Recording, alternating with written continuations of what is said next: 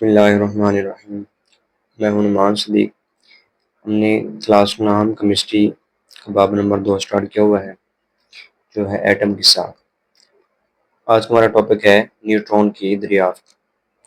Neutron की दरियाफ्त से पहले दो बुनियादी पार्टिकल यानी प्रोटॉन और इलेक्ट्रॉन दरियाफ्त हो चुके थे। न्यूट्रॉन जो है 1933 में जेम्स चैडविक एक साइंटिस्ट था, उसने दरियाफ्त किया था।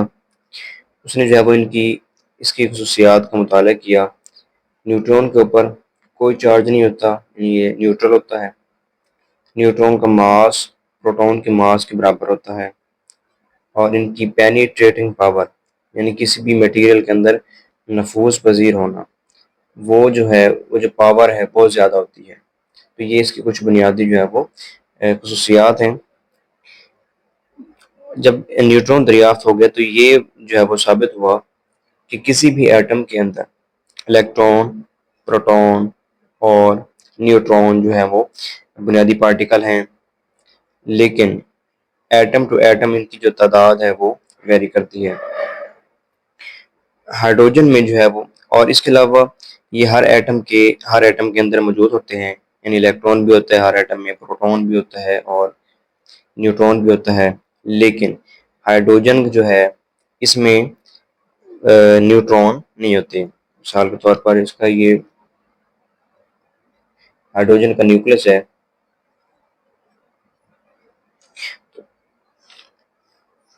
तो उसके अंदर एक प्रोटॉन होता है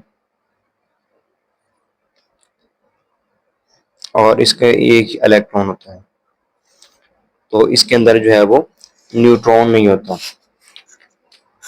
ये हाइड्रोजन का जो है एटॉमिक नंबर 1 वाला जो आइसोटोप है, इसका मास नंबर भी एटॉमिक नंबर है और मास नंबर भी 1 है। इसका मतलब ये है कि इसमें सिर्फ एक प्रोटॉन है, न्यूट्रॉन कोई नहीं है।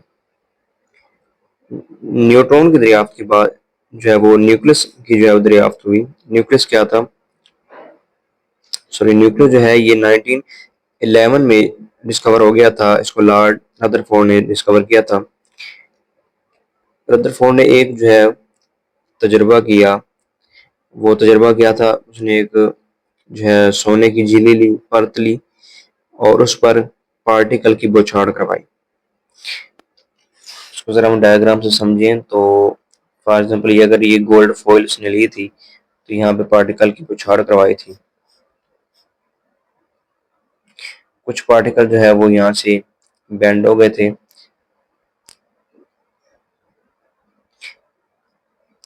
कुछ जो है सिर्फ रिफ्लेक्ट हुए और कुछ जो है वो बिल्कुल ही रिटर्न बैक हो गए, यानी बिल्कुल रिफ्लेक्ट बैक हो गए। और चंद एक पार्टिकल जो थे वो यहाँ से गुजरे थे, जो गुजर पाए यहाँ से। तो उसने जो है वो वहां से ये नतीजा निकाला कि एटम जो है इसके अंदर एक ऐसा हिस्सा होता है जो उसका जिसको हम उसका मरकजी हिस्सा कह सकते हैं, और वो डेंस होता है, यानी उसकी डेंसिटी ज़्यादा होती है।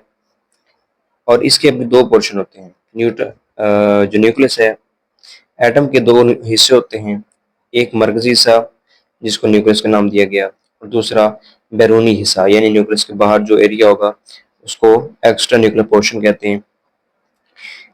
मिसाल के तौर पर हमारे पास कोई एक एटम है जिसका ये न्यूक्लियस है और ये जो है उसकी न्यूक्लियस के अलावा और शेल है।